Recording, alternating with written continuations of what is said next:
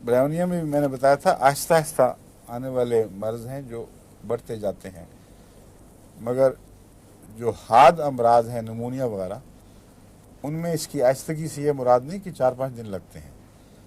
Bryonia को सुबह अगर सर्दी लगी है तो शाम तक उसके असर ज़ाहिर होने शुरू होते हैं, दूसरे दिन सुबह तक पूरा मरीज़ जकड़ा जाता है।